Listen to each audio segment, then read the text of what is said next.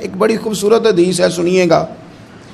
حضرت ابو سعید خدری رضی اللہ تعالیٰ عنہ حدیث کے راوی ہیں، بخاری میں موجود ہے۔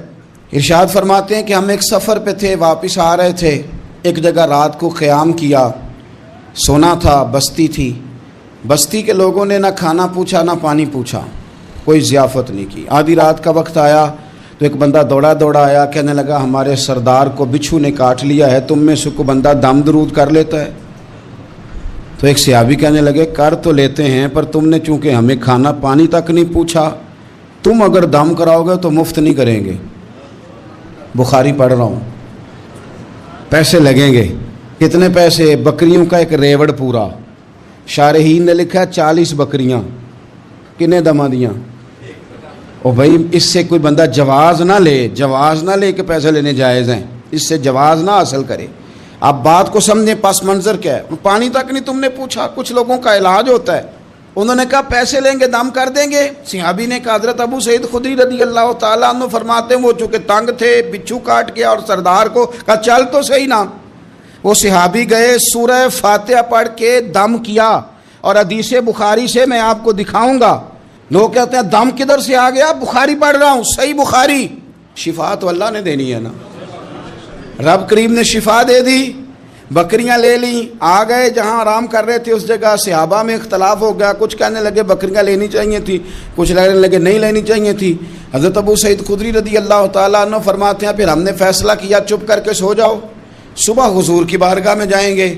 اگر کریم نے کہا لینی چاہیے تھی پھر تو موج بن گئی، اور اگر کہا نہیں لینی چاہیے تھی تو بکریاں ہانک کے واپس کر جائیں گے۔ مسئلہ کیا ہے؟ کہتے ہیں صبح گئے حضور کی بارگاہ میں، جا کے مسئلہ عرض کیا، یا رسول اللہ انہوں نے بھی پانی کوئی نہیں پوچھا تھا، ہم نے بھی کہا دم کریں گے تو پیسے لیں گے، تو ہم نے یہ بکریاں لی ہیں۔ شارحین لکھتے ہیں 40 تھی شاید۔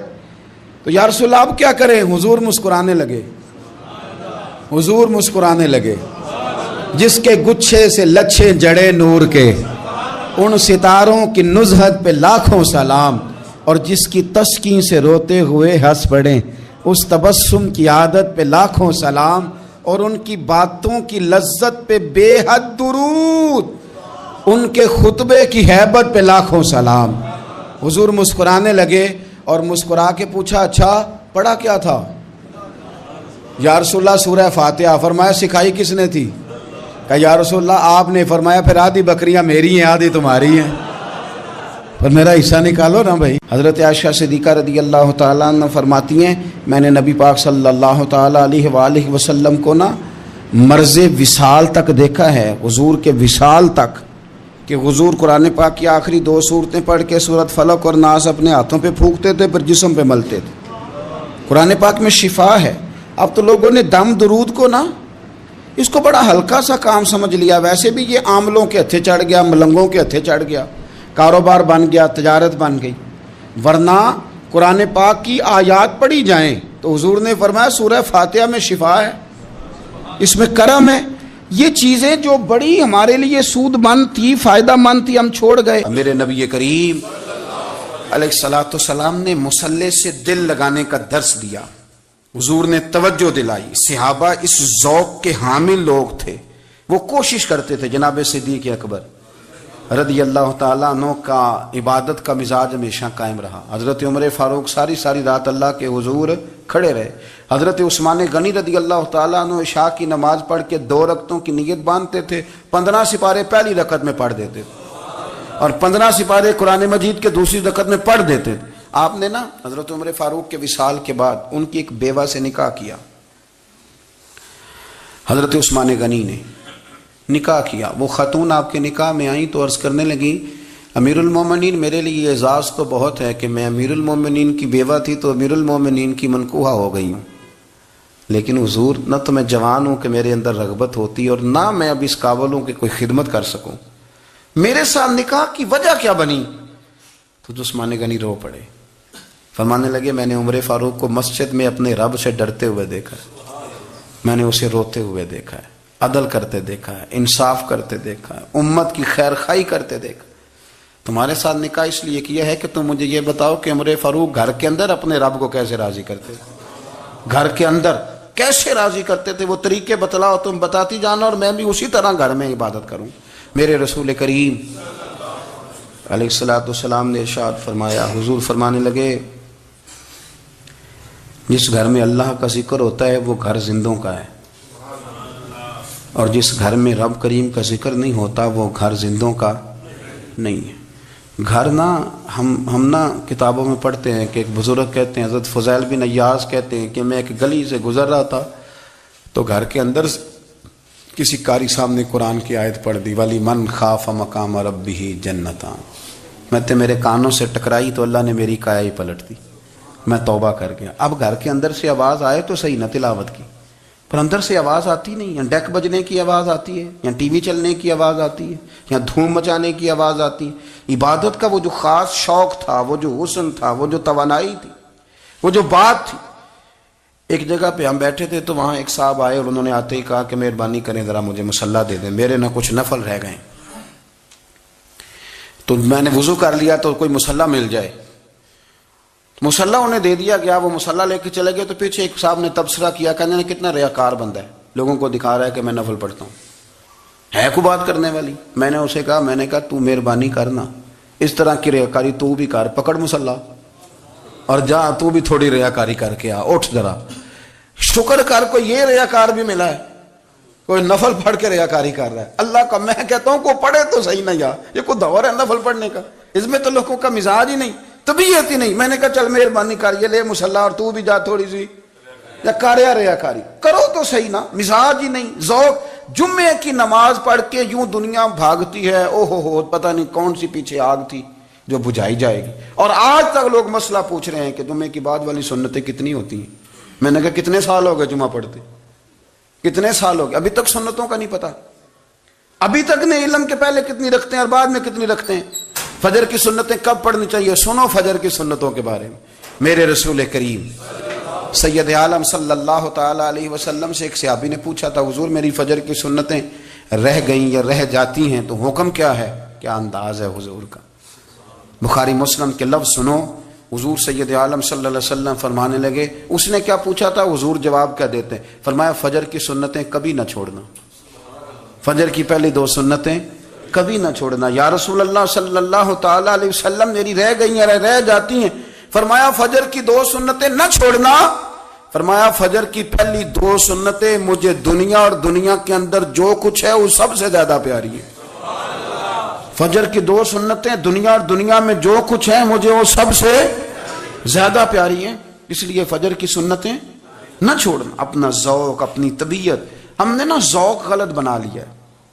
اگر 20 بندے کہہ بھی دیں گے تو نے بڑی شاندار تلاوت کیا تو کیا اس سے بنے گا؟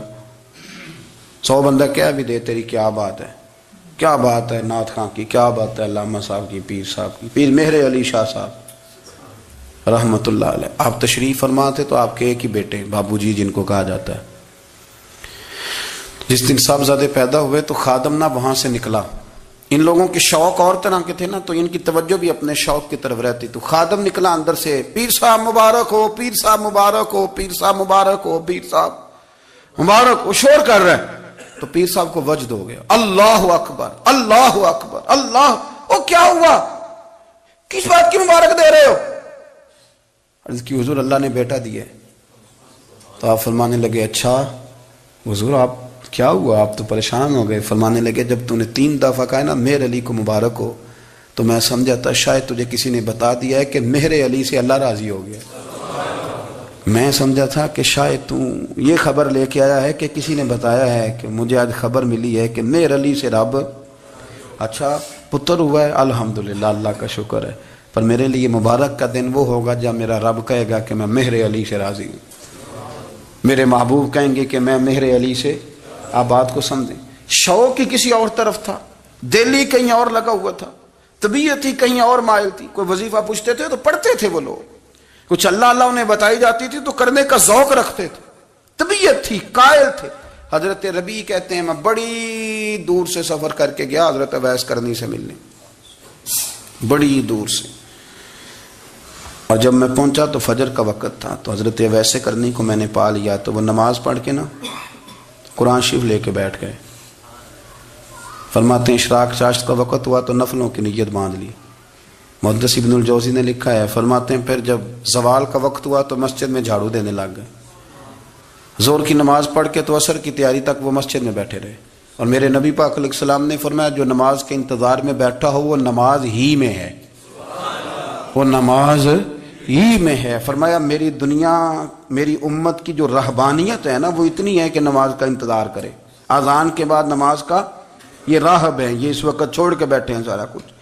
فرماتے ہیں عصر تک انہوں نے اللہ اللہ کی، پھر مغرب تک کی، عشاء کی نماز ہوئی تو نماز پڑھی تو وہ تھک گئے، اب مجھے وہ فارغ ہوں مصلی چھوڑے تو میں ملاقات کروں نا۔ یہ آپ حیران نہ ہو کہ اتنی دیر بندہ کیسے اللہ اللہ کر، ہم نے کی نہیں نا اس لیے ہم پریشان ہیں۔ جو عادی ہوتے ہیں وہ کر بھی لیتے ہیں، وہ یہ کام، میری بات کی سمجھ آ رہی ہے؟ جب جاتے ہو کسی دفتر میں تو 8 گھنٹے کھڑے رہ لیتے ہو نا، مجبوری ہوتی ہے تو کھڑے رہا جا سکتا ہے۔ پاسپورٹ کے دفتر، بولیے، امیگریشن کی لائنوں میں، اور میں نے تو ایمبیسیوں میں بندے 12 گھنٹے پہلے جا کے کھڑے دیکھیں، رہ لیتے ہیں کھڑے۔ تو اگر ان کاموں کے لیے رہا جاتا ہے تو اللہ رسول کے لیے بھی کھڑے رہا جا سکتا ہے۔ تو فرمانے لگے کہ جب عشاء کی نماز کے بعد آخر انسان تھے، تھک گئے، نیند کا غلبہ ہوا تو تھوڑی ایسے آنکھ بند ہوئی تو کھلی تو رونے لگے۔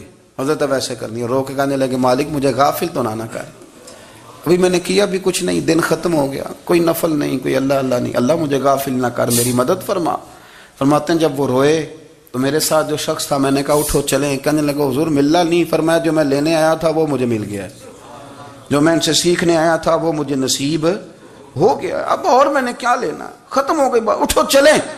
اللہ کے بندوں نے حضرت ربیہ بن کعب اسلمی رضی اللہ تعالیٰ عنہ فرماتے ہیں، کہتے ہیں جب بنو قریظہ اور بنو نذیر یہودیوں کے ساتھ حضور علیہ السلام نے جنگ کا اعلان فرمایا تو وہ دشمن ہو گئے، ہمیں خطرہ تھا کہ وہ رات کو کہیں محبوب کو تکلیف نہ دیں، تو کچھ لوگ نا تلواریں لے کے نبی پاک کے دروازے پہ پہرے داری کرتے تھے۔ گن مین رکھنا حرام نہیں، اگر کسی کو واقعی خطرہ ہو تو اس کے لیے سنت بھی ہے۔ حضرت علی المرتضیٰ تلوار لے کے حضور کے گھر کا پہرا دیتے تھے۔ حضرت ربیہ بن کعب اسلمی رضی اللہ تعالیٰ عنہ فرماتے ہیں کہ رات میری ڈیوٹی تھی کہ میں حضور کے گھر کا پہرا دوں گا، تو فرماتے ہیں میں باہر سن رہا تھا، ساری رات ہی میرے نبی پاک نے اللہ کی تسبیح پڑھی، ساری رات، کبھی تسبیح، کبھی تحلیل، کبھی تحمید، کبھی تکبیر، ساری رات۔ فرماتے ہیں ساری رات حضور پڑھتے رہے اور ساری رات ہی میں سنتا رہا، مجھے اونگ آ گئی، میری آنکھ لگ گئی، حضور ابھی پڑھ رہے تھے، میں تھک کے سو گیا، اور فرماتے ہیں جب میری آنکھ دوبارہ سے کھلی تو میرے کانوں میں پھر کوئی چیز گونجی تو میں نے کان لگایا تو میرے حبیب ابھی بھی اللہ کو یاد کر رہے، ساری رات حضور رب کی عبادت کرتے، اسی لیے تو کہا یا ایھا المزمل قم اللیل الا قلیلا، حبیب ساری رات تو نہ جاگا کر، تھوڑا آرام بھی کر لیا کر۔ میرے بھائی اپنا مصلی، اپنی عبادات، اپنے وظائف، اللہ اللہ جو آپ نے کسی سے سیکھی ہے اس کو کبھی کمزور نہ ہونے دیں۔ شجرہ شریف جو کسی بزرگ سے آپ لے لیتے ہیں تو کیا رسم ہے کوئی؟ اس پہ کچھ لکھا ہوتا ہے، وہ پڑھنے کے لیے دیا جاتا ہے، اس پہ لکھا ہوتا ہے کہ یہ اللہ اللہ آپ نے کرنی ہے۔ ساری زندگی کسی اسکول میں داخل ہو گئے اور وہاں جا کے آپ نصاب ہی نہ پڑھیں، کتاب ہی نہ کھولیں تو پاس ہو جائیں گے؟ وہ کہتے ہیں میں 20 سال جاتا رہا ملا کچھ نہیں، تو آپ نے لیا کیا ہے؟ ایک اتنی سی کتاب تھی، اس کو تو کھول کے آپ دیکھ نہیں سکے، اس کے وظائف تک تو رسائی نہ ہوئی، اس لیے کہ اللہ اللہ کرنا مشکل ہے اور تصویر کھنچانا یہ آسان کام ہے۔ تو جو آسان ہے اس طرف ہماری توجہ لگی رہتی ہے اور جو مشکل ہے اس طرف ہم ذوق پیدا نہیں کرتی۔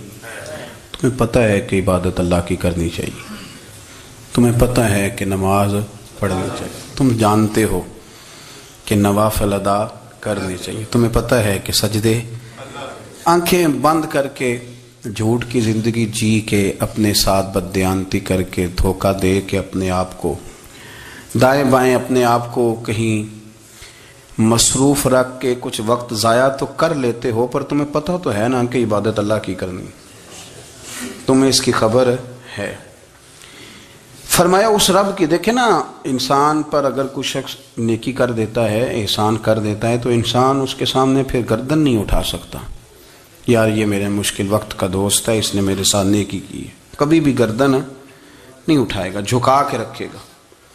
تو اگر عام کوئی نیکی کر دے تو اس کے سامنے انسان کبھی گردن نہیں اٹھاتا، تو جو رب ساری نعمتیں عطا فرمائے، جو کہے کہ تیری تخلیق میں نے کی، تجھ سے پہلوں کو بھی پیدا میں نے کیا، تیرے لیے زمین کا بچھونا بھی میں نے بچھایا، آسمان کی چھت بھی میں نے لگائی، تیرے لیے زمین سے ساری اناج کو، پھل کو، کھیتیوں کو نکالا بھی تیرے لیے، اب تو اس طرح کر کہ تو میری عبادت کر، تو میری بارگاہ میں جھک جا۔ بہت سارے نشے لوگوں کو لگے ہوئے ہوتے ہیں، ہر آدمی کوئی نہ کوئی نشہ کرتا ہے، کوئی دولت کا کرتا ہے، کوئی شہرت کا کرتا ہے، کوئی اپنی تعریف کا نشہ کرتا ہے، دو چار لوگوں سے تعریف سن کے مطمئن ہو جاتا ہے۔ ناراض تو نہیں ہو گیا اس جملے سے؟ آپ کرتے ہیں لوگ دولت کا نشہ بھی، یہ جب نقصان ہوتا ہے تو بندے بیمار نہیں ہو جاتے؟ پیسے ڈوب جاتے ہیں تو لوگ بیمار نہیں ہو جاتے؟ تو اس کا مطلب یہ ہوتا ہے کہ نشہ ٹوٹ گیا ہے۔ اب بہک ہوئے ہیں نا تھوڑے سے تو کانپتے ہیں، تڑپتے ہیں، پریشان۔ نشہ ہی اسی طرح ہی کرتا ہے نا، نہیں ملتا تو پریشان ہوتا ہے۔ یہ سارے نشے ہیں، مختلف قسم کا نشہ۔ اب مانتے نہیں اس بات کو، تسلیم نہیں کرتے، کیونکہ تسلیم کرنا بڑا مشکل کام ہے۔ اس کے لیے تو بڑی ساری چیزیں جو ہیں وہ دبوچ کے اور بڑی سارے رستے پھلانگ کے آنا پڑتا ہے، تو بڑا مشکل ہے ماننا، ورنہ کرتے ہیں ہم، ہمارا مزاج ہے۔ یہ گھومنے پھرنے کا، دنیا دیکھنے کا بھی ایک نشہ ہے، یہ بہت ساری باتیں کرنے کا بھی ایک نشہ ہے، گپ شپ کا بھی ایک نشہ ہے۔ دو چار لوگوں کی جب تک پگڑیاں نہ کھول لیں، بعض لوگوں کو نیند نہیں آتی، یہ غیبت کا، چغلی کا، بددیانتی کا، یہ بھی ایک نشہ ہے۔ اس پر ملا رومی رحمۃ اللہ نے بڑا کلام لکھا ہے، وہ کہتے ہیں مانگ کے کھانے کا بھی نشہ ہے، مانگ کے کھانے کا بھی نشہ ہے۔ وہ کہتے ہیں کہ ایک بھیک مانگنے والی خاتون تھی، تو بادشاہ کے پاس بھیک مانگنے آئی، تو بادشاہ کو پسند آ گئی، اس نے شادی کر لی۔ اب اس کو عادت تھی بھیک مانگ کے کھانے کی، تو وہ کنیزوں سے کہا کرتی تھی کہ فٹافٹ نہ روٹی لے کے آیا کرو، میں 2-3 دفعہ مانگوں تو پھر لایا کرو، کیونکہ ایک نشہ ہے نا، تو میں مانگوں 2-4 دفعہ تو پھر۔ تو انسان بہت سارے نشے کرتا ہے، یہ مانتا نہیں، یہ موبائل، یہ فیس بک، یہ سارے نشے ہی ہیں۔ اپنی فوٹو لگا لینا، سارا دن اسی کو دیکھتے رہنا۔ اور بڑے بڑے سیانے بندے جو وزادار ہیں، بڑے وزادار لوگ ہیں، لیکن وہ بھی سنجیدگی کے قائل نہیں، اس طرح کے نشوں کا شکار ہیں۔ یہ سارے نشے ہیں جو ہم نے پال لیے۔ ہمارے صوفیاء، ہمارے بزرگ فرماتے ہیں کہ تم اس طرح کرو، اگر سارے نشوں سے بچنا چاہتے ہو تو سجدے کا نشہ شروع کرو، سجدے کا نشہ شروع کرو۔ یہ نا اقبال کہتے ہیں، ہو عطار ہو، رومی ہو، رازی، آپ بات کو سمجھیں، عطار ہو، رومی ہو، رازی ہو، غزالی ہو، کچھ ہاتھ نہیں آتا بے آہ سحر گاہی۔ کہتے بہت بڑا صوفی ہو جیسے فرید الدین عطار تھے، بہت بڑا تصوف کا امام ہو جیسے امام غزالی تھے، بہت بڑا تفسیر کا استاد ہو جیسے امام رازی ہو، عطار ہو، رومی ہو، رازی ہو، غزالی ہو، پر کچھ ہاتھ نہیں آتا بے آہ سحر گاہی۔ اگر سویرے اٹھ کے روتا نہیں نا اللہ کی بارگاہ میں، اگر تہجد نہیں نہ پڑھتا تو کچھ ہاتھ نہیں آتا بے آہ سحر گاہی، پھر اس کو کوئی چیز نصیب۔ میری بات کی سمجھ آ رہی ہے آپ حضرات؟ جب تک آپ سویرے نہیں اٹھتے، آپ اللہ اللہ نہیں کرتے، آپ کو نوافل کا چسکا نہیں، عبادت کا مزہ نہیں، فرمایا میری عبادت کرو، یہ شوق پیدا کرو، میں نے تمہیں پیدا کیا ہے۔ ہم لوگوں کے نشے، مختلف نشے، بڑا عجیب رنگ ہے۔ محفل کی صدارت کرنے والے بڑے پیر صاحب، بڑے القابات، اوہو، بیچ میں سے بندہ تلاش کرنے سے بھی نہیں مل رہا، اتنے بڑے لقب ہیں اس کے، لیکن وہ سج سنور کے 2.5 گھنٹے بیٹھا رہا محفل میں، اور نماز کا وقت آیا تو اس نے مختصر سی پڑھی، وہ نکل گیا، وہ ہلکے سے سجدے کیے۔ او اتنا بڑا عشق رسول، نعت خواں، او ہو کیا بات ہے، اور عشق رسول کا بہت بڑا پیغامبر، بہت بڑا مبلغ، اور بیچارہ سمجھ ہی نہیں سکا کہ اللہ کے رسول نے فرمایا تو نماز پڑھ میری آنکھیں ٹھنڈی ہو جائیں گی۔ تو یہ نشے کے عادی تو ہیں پر حقیقت کے قائل نہیں ہیں۔ یہ بس ٹھیک ہے، خوابوں کی دنیا میں لوگ زندہ ہیں، پر جن کو یہ جو نشہ تھا نا عبادت کا، یہ میرے رسول پاک کی چاہت ہے، یہ میرے نبی کریم علیہ السلام کی۔ آپ دیکھیں نا، حضور مہینوں جا کے غار حرا میں بیٹھتے، کیا وہاں تبلیغ کرتے تھے؟ کوئی کتاب لکھتے تھے؟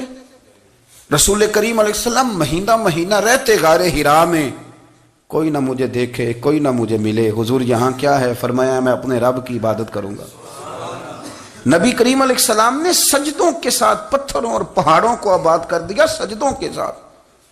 آپ کا سجدہ آپ کو بہت ساری چیزوں سے چھڑا لیتا ہے۔ یہ بہت ساری جگہوں سے جھکنے سے بچا لیتا ہے. صوفیاء اولیاء یہ کیا کرتے تھے؟ یہ سجدے کا ذوق ہی تو پیدا کرتے تھے.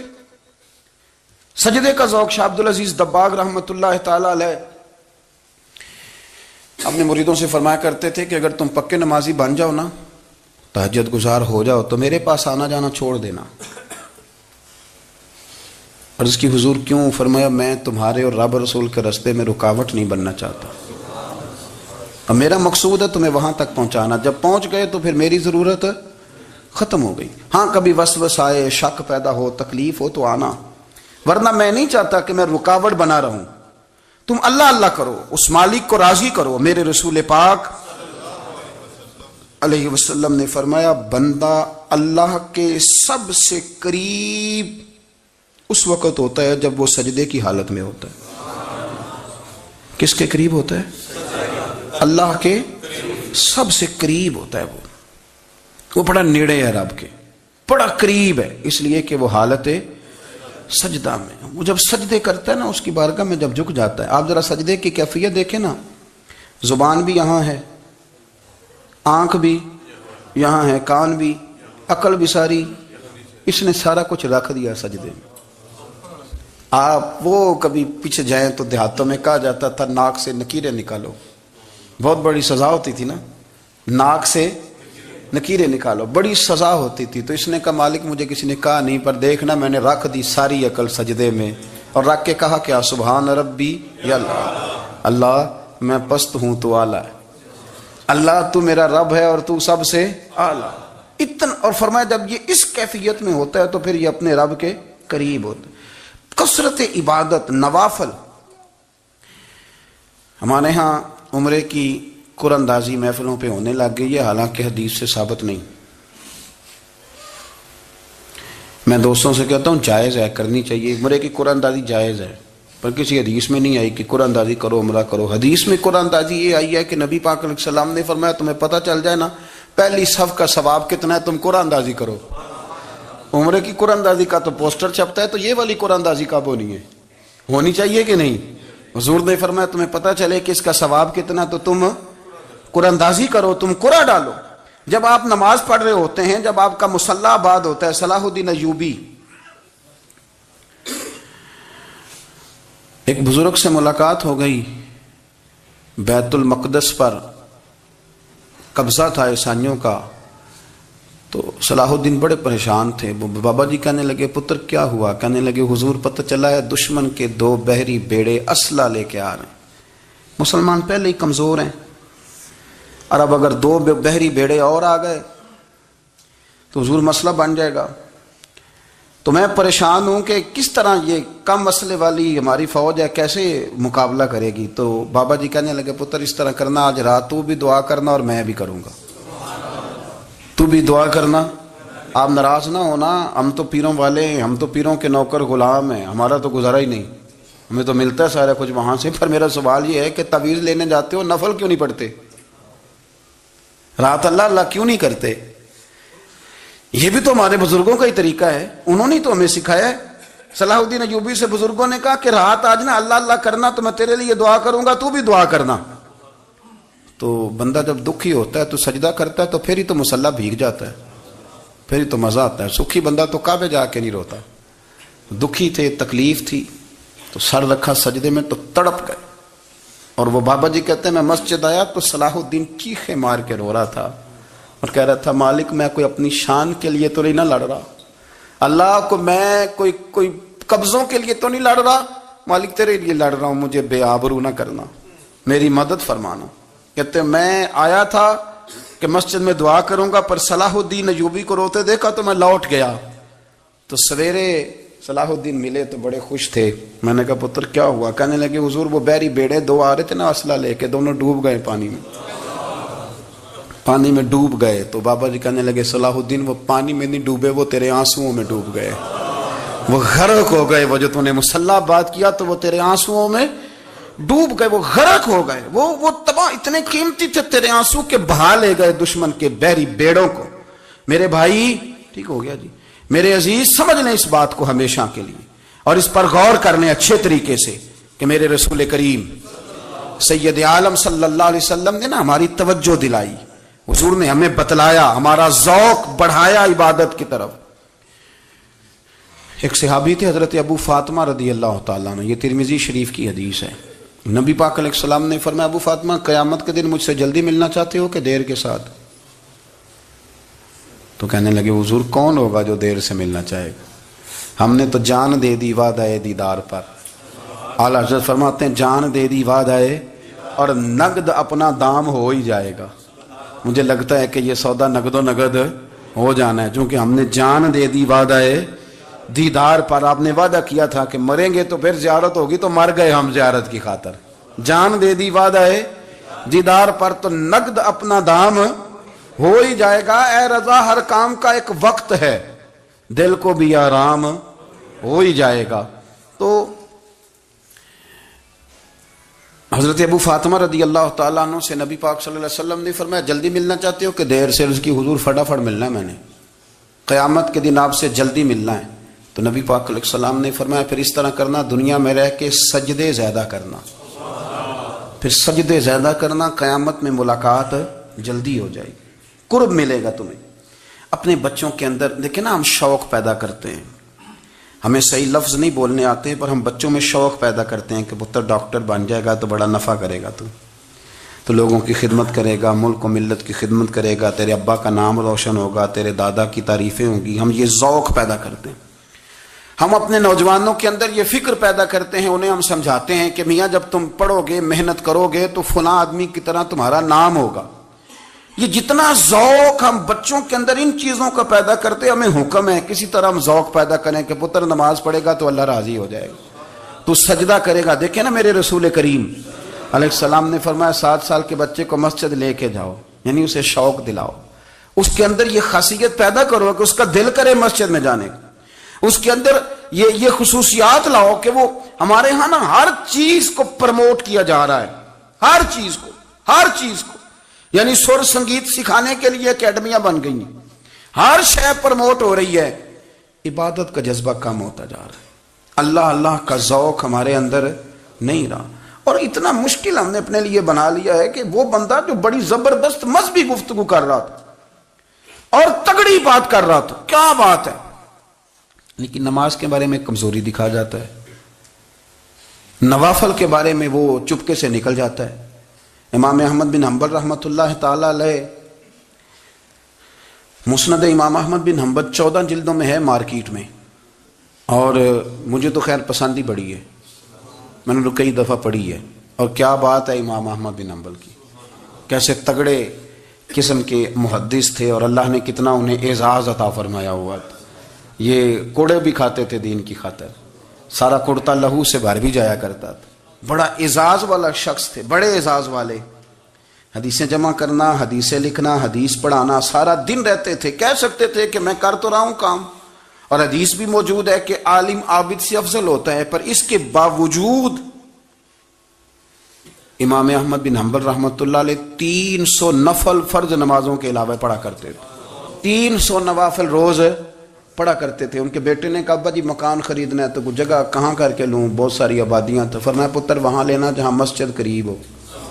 میرے رسول کریم سید عالم صلی اللہ علیہ وسلم اتنا پسند کرتے مسجد کو، اتنا پسند کرتے نماز کو، کہ رسول کریم صلی اللہ علیہ وسلم تہجد کی نماز بھی پڑھتے، پھر حضور فجر کی نماز بھی پڑھتے، نبی پاک وتر کو الگ کر کے پڑھتے، عشاء کے ساتھ نہیں پڑھتے۔ یہ تو ہم اس لیے اجازت دی ہمارے بزرگوں نے کہ بعد میں اٹھے گا کون علیحدہ وتر پڑھنے کے لیے، عشاء کے ساتھ پڑھ لے، وتر پڑھتے، تہجد پڑھتے، فجر پڑھتے، اشراق پڑھتے، چاشت پڑھتے، پھر مغرب کی نماز کے بعد 6 رکعت اوابین پڑھتے، پھر رات کو صلاۃ اللیل پڑھتے۔ سیدہ عائشہ صدیقہ کہتی ہیں زمانہ سو جاتا اور میرے رسول مصلی بچھا کے کھڑے ہو جاتے، او یار کھیتی باڑی کر کے نہیں، محنت مزدوری کر کے نہیں۔ جناب عائشہ کہتی ہیں میں یہ بھی دیکھتی کہ حضور ایک آیت شروع کرتے تو ساری رات اسی کو پڑھتے، اور میری نظر جاتی تو قدم مبارک پہ ورم آ جاتا۔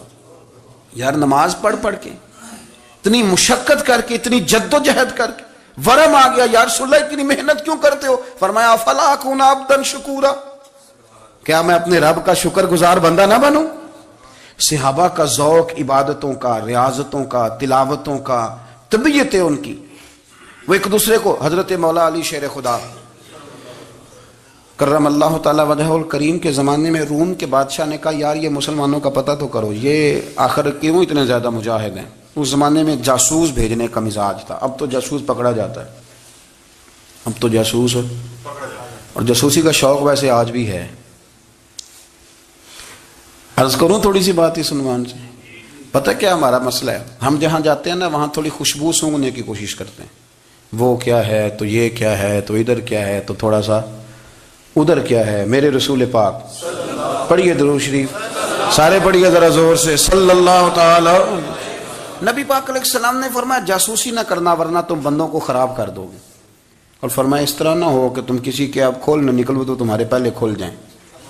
یہ جو ذوق ہے نا یہ ختم کریں، چھوڑیں، مطلب آپ کس چکر میں پڑے ہوئے ہیں؟ اتنی زیادہ توجہ کرنے کی کیا ضرورت ہے؟ اپنے کام سے کام رکھیں، اس میں بندہ تھوڑا سا نا آسان رہتا ہے۔ یہ جو بہت زیادہ ٹٹولنے والے لوگ ہوتے ہیں نا وہ بیچارے پھر عمر ٹٹولتے ہی گزار دیتے ہیں، اس لیے کہ مزاج ہی بہت پکا ہے، بوری کا منہ کھول کے اندر تک ہاتھ ڈالنا، تو پھر کئی دفعہ سامنے سے بچھو بھی لڑ جاتا ہے، خرابی ہوتی ہے۔ تو جاسوسی کی جاتی تھی، اس نے بھی جاسوس بھیجے، کیونکہ قبیلوں کے لوگ تھے، کچھ مسلم کچھ کافر، پہچانے نہیں جاتے تھے لوگ، تو کچھ لوگ اس نے بھیجے، انہوں نے آ کے نا تحقیق کی، ریسرچ کری کہ آخر ماجرا کیا ہے۔ تو واپس جا کے انہوں نے رپورٹ دی نا روم کے بادشاہ کو، اس رپورٹ کا ایک جملہ بڑا شاندار ہے، وہ کہنے لگا بادشاہ ہمیں مسلمانوں کی کوئی سمجھ نہیں آئی، ہمیں کوئی سمجھ نہیں آئی۔ انہوں نے کہا بھی کیوں نہیں سمجھ آئی؟ کہنے لگے یار عجیب بندے ہیں، جب رات مسلح پہ بیٹھتے ہیں تو یوں لگتا ہے ان کا دنیا سے رشتہ ہی کوئی نہیں، کوئی کسی کو نہیں جانتا، کوئی اپنے دکھ سنا کے رو رہا ہے، وہ اپنی بات کر کے رو رہا ہے، لگتا ہے کہ ان کا کوئی رشتہ ہے ہی نہیں جب مسلح پہ بیٹھتے ہیں۔ اور فرمایا جب سویرے یہ جہاد کرنے نکلتے ہیں تو لگتا ہے ان سے زیادہ دلیر ہی کوئی نہیں۔ حالانکہ جو مسلحوں پہ رونے دھونے کے لوگ ہوتے ہیں وہ کئی دفعہ جہاد میں کام نہیں کرتے، لیکن عجیب لوگ ہیں کہ رات کے راہب ہیں، دن کے مجاہد ہیں، کوئی سمجھ نہیں آتی۔ میرے عزیز، ان لوگوں نے مسلح آباد کر کے رکھا، تلاوتیں ان کا ذوق رہی، منظر روز پڑھنا، اسباق پڑھنا، وظائف پڑھنا، یہ ان کا ذوق رہا۔ اعلیٰ حضرت بریلوی رحمت اللہ نے 1000 کتاب لکھی ہے، لیکن الوظیفۃ الکریمہ کے نام سے جو وہ صبح و شام وظائف پڑھتے تھے وہ الگ انہوں نے ان کو بیان کیا، پابندی کے ساتھ اپنی اللہ اللہ کرتے تھے۔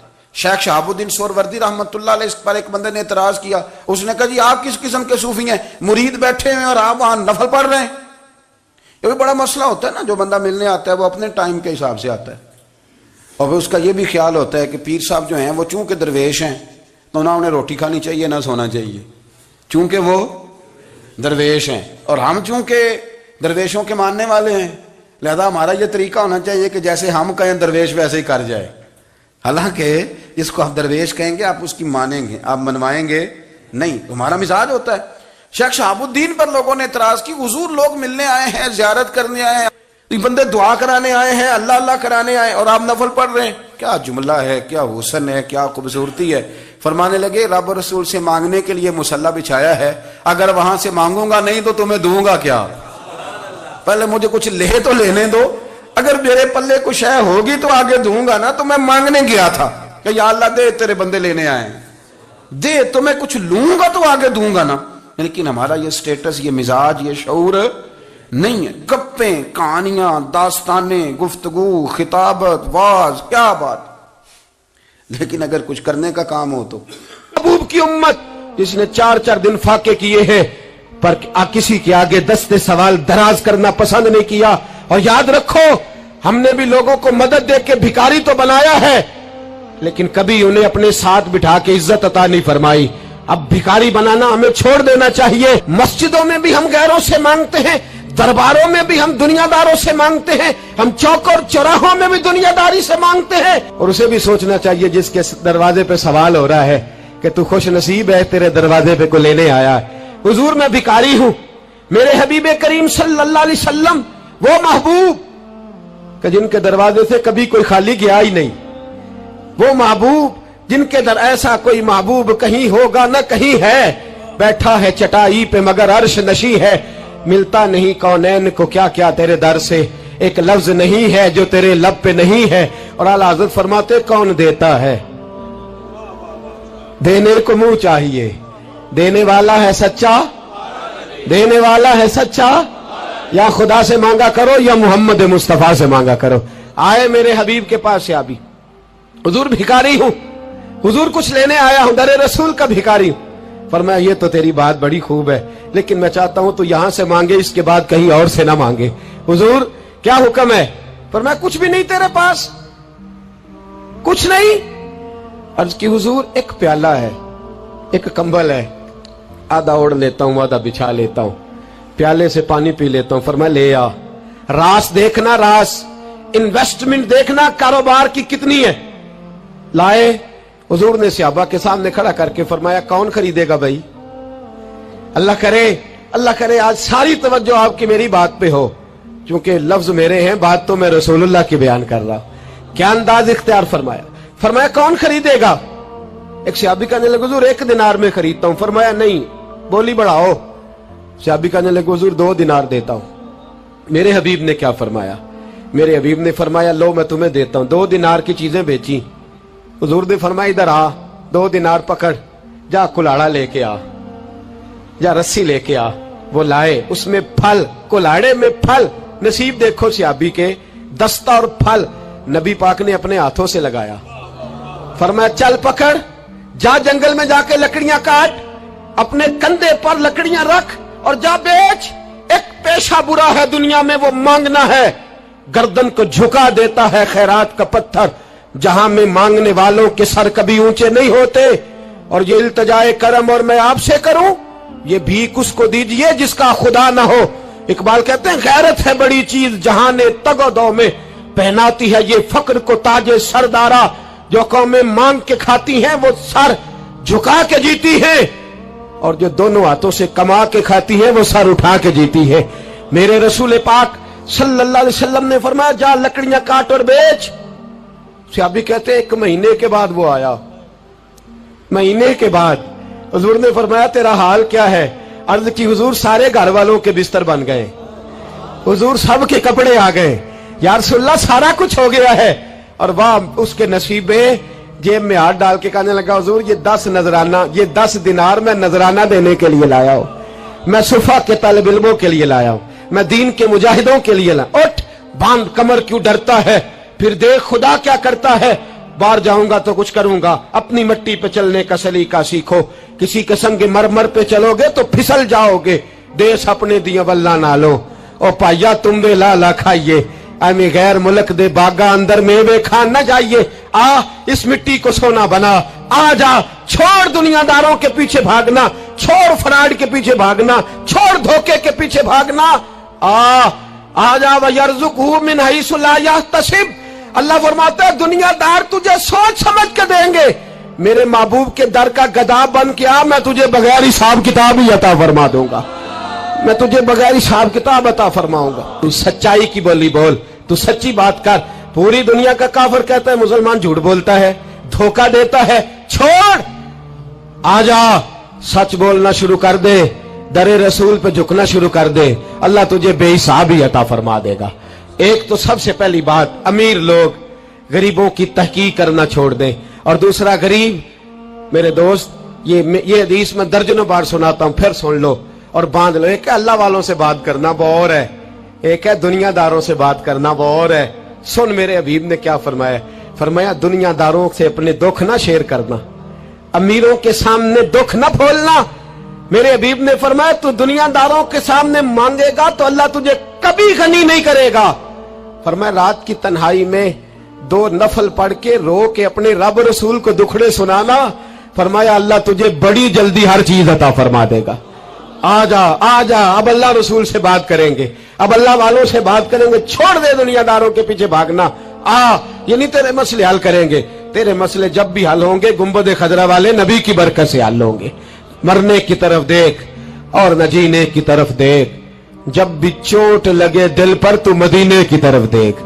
آ جا، اب حضور والا ہو جا، اب محبوب والا ہو جا، اب حضور نبی رحمت صلی اللہ تعالی علیہ وسلم کی طرف توجہ کر۔ مرنے کی طرف دیکھ اور نہ جینے کی طرف دیکھ، جب چوٹ لگے دل پر تو مدینے کی طرف دیکھ۔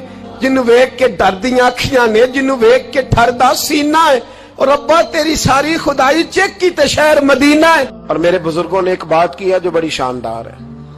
اللہ اکبر. کچھ چیزیں ساری کتابیں کھنگالنے سے بھی نہیں ملتی، پر رب کریم کا بندہ بولتا ہے تو کمال کر دیتا ہے. وہ اصل میں کتاب و سنت کا نچوڑ ہی بیان کرتے ہیں پر کمال کر دیتے ہیں.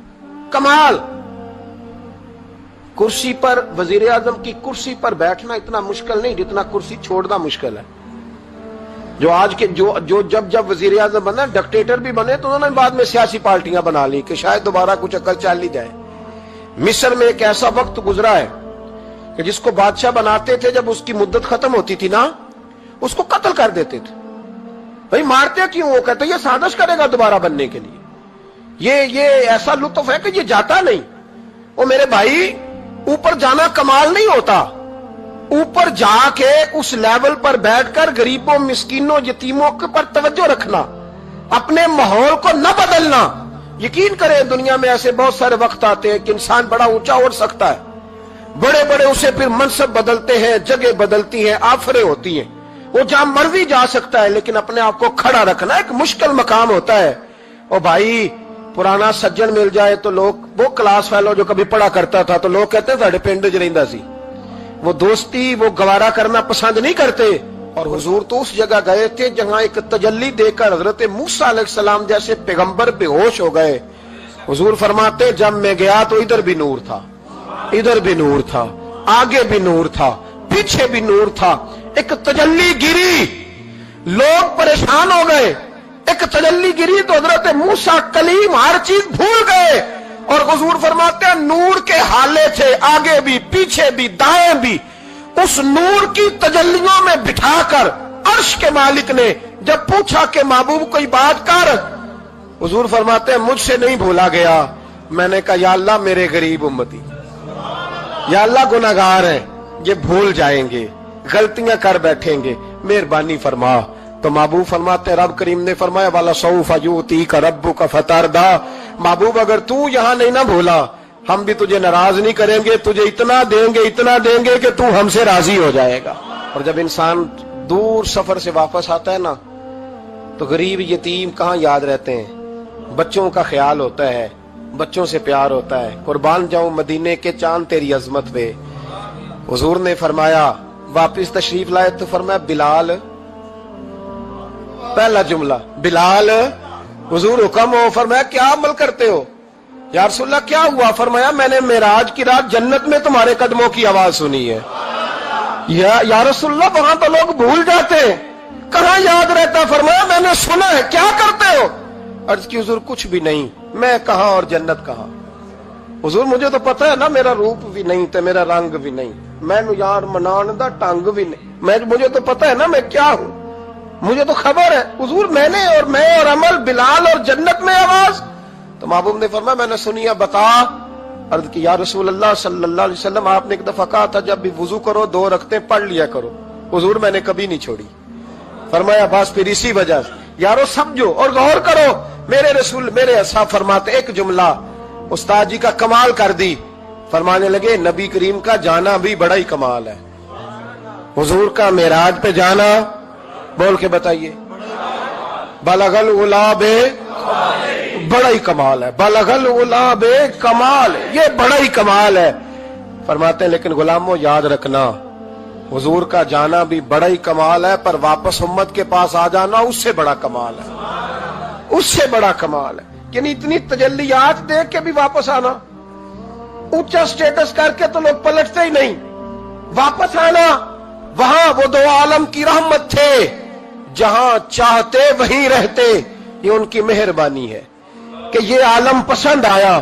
یا اللہ میں نے جانا ہے. حضور اگر دیکھیں نا حضرت ادریس علیہ السلام گئے تھے، دوستی ہو گئی جنت کے فرشتے سے، تو کہنے لگے تو اچھا دوست ہے، مجھے جنت ہی نہیں دکھائی. کہا چلے جناب دکھا دیتے ہیں. فرشتہ لے گیا، حضرت ادریس نے جنت دیکھی تو کہا واپس چلیے. کہنے لگے نہیں جانا.